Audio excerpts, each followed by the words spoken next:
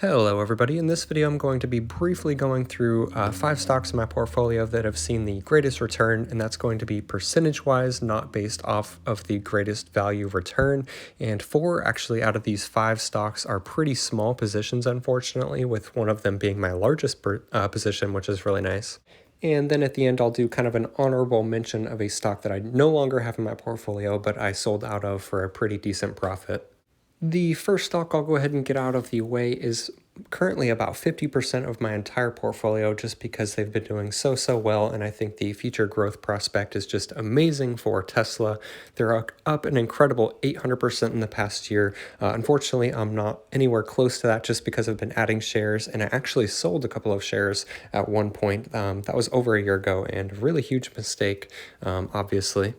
And as you can see, I actually have a limit buy queued up of about $460. I think there will be some pullback, as there tends to be with Tesla. It may not go down that low, but I do hope to get a few more shares when there is some pullback. But I do have 26 shares in this account at an average cost of $261, which just keeps going up as I continue to add shares. And it's actually over 50% of my portfolio now, just because the stock has been doing so well. And I have a total return of 128%.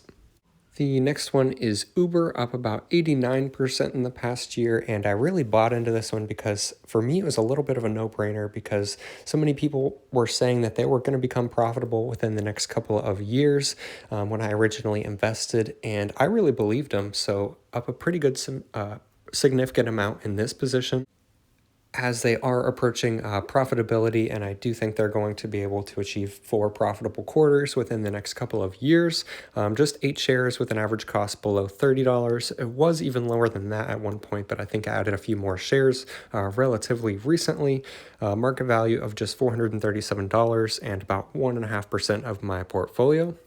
Next up is PayPal, which has been doing really well, and I originally just invested in this one because I saw the movement away from physical cash, and I thought with PayPal and Venmo, they're in a really great position to capitalize on that.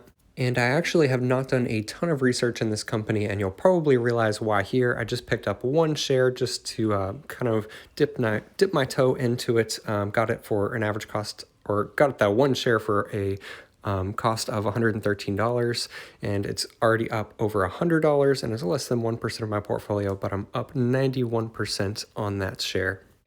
And this is probably a stock that I will continue to hold, but I don't really plan to sell this share or add any more shares anytime soon. Next up is Tencent, which is a Chinese e-commerce company, and fun fact about them is they actually have a 5% stake in Ubisoft, which is a video game company that's private, which I would invest in if I could. And just a couple of shares I own here as well, 0.5% of my portfolio because it's just a market value of $151, but a total return of 88%, which is definitely really nice. Wish I bought a few more shares here. Next up is Crispr, which is the #1 company right now in the world in gene editing, which is going to continue to become more and more prevalent in medicine and science. And unfortunately, I just bought a couple of shares in it just because I did want to dip my toe in this company as well, and a market value of about $300 and a whopping 175% total return, which is awesome. And I really wish I had bought more of this at the time.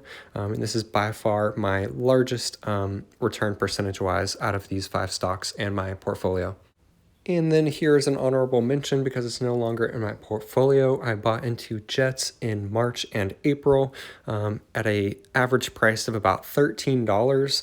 And then I ended up selling just about a month ago for $22.50, and I think I got about a 70% return. I wanted to invest in airlines. I was looking at Spirit and United Airlines because they really had the best chance of a really great return, and I wish I went with one of those, but I wanted to go with a safer bet, which would be an airline ETF, and I ended up making a pretty decent profit, but not nearly as much as I would have if I had invested in individual stocks.